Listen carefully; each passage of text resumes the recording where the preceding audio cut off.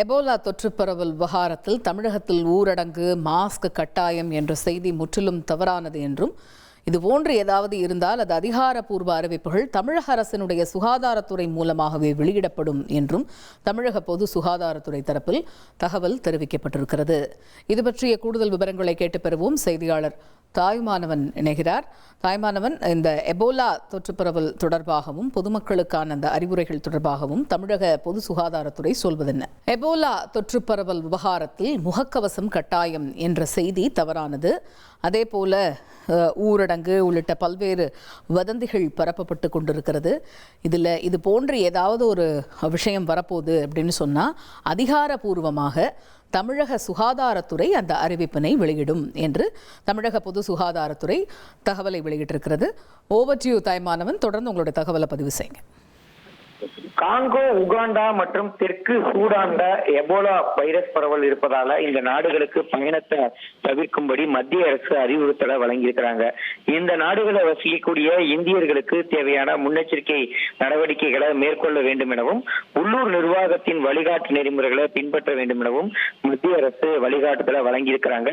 ஆப்பிரிக்க நாடுகள்ல இருக்கக்கூடிய பல்கலைக்கழகங்கள்ல இந்திய மாணவர்கள் பலர் படிக்கிறாங்க. பலர் பல்வேறு நிறுவனங்கள்ல பணிபுரிகிறாங்க.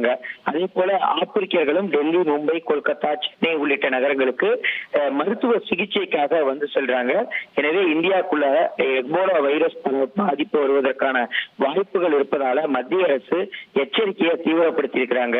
குறிப்பா எபோலா தொற்று காரணமாக தமிழகத்துல முகக்கவசம் கட்டாயம் என்ற செய்தி தொடர்ச்சியாக சமூக வலைதளத்துல பகிரப்பட்டு வருகிறது. இது தவறானது எனவும், கடந்த 2019ஆம் ஆண்டுதான் கொரோனா தொற்றுக்கு மட்டும் முகக்கவசம் அணிய வேண்டும் என்ற ஒரு உத்தரவு வழங்கப்பட்டிருந்ததாகவும், தற்போது வரை அதற்கான உத்தரவு எதுவுமே பிறப்பிக்கப்படவில்லை.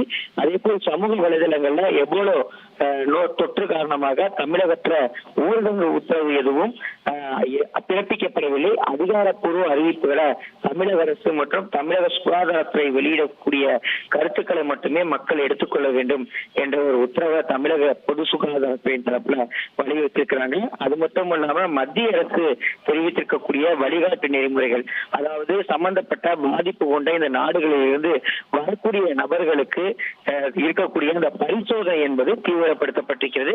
பன்னாட்டு விமான நிலையங்கள்ல சுகாதார குழுக்கள் இந்த பரிசோதனை தீவிரப்படுத்தப்பட்டிருப்பதாகவும், சம்பந்தப்பட்ட இந்த நாடுகளில் இருந்து வரக்கூடிய நபர்கள் செல்ஃப் குவாரண்டைன் என்ற அடிப்படையில மட்டும் தனிமைப்படுத்தப்பட்டிருப்பதாக கருத்துக்களை பொது சுகாதாரத்துறை தரப்புல வழங்கப்பட்டிருக்கிறது. தொடர்ந்து மத்திய அரசும் இந்த விவகாரம் தொடர்பாக உற்று நோக்கி வருவதாகவும், மத்திய அரசு வழங்கக்கூடிய நடைமுறைகள் அனைத்துமே தமிழக பொது சுகாதாரத்துறை பின்பற்றி வருவதாக அறிவிப்பை வெளியிட்டிருக்கிறாங்க.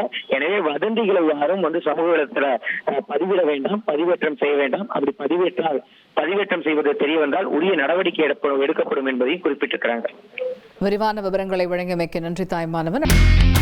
இனி செல்லும் இடமெல்லாம் செய்தி. தந்தி டிவியின் வாட்ஸ்அப் சேனலை ஃபாலோ பண்ணினா செல்ல இருக்கும் இடமெல்லாம் செய்தி.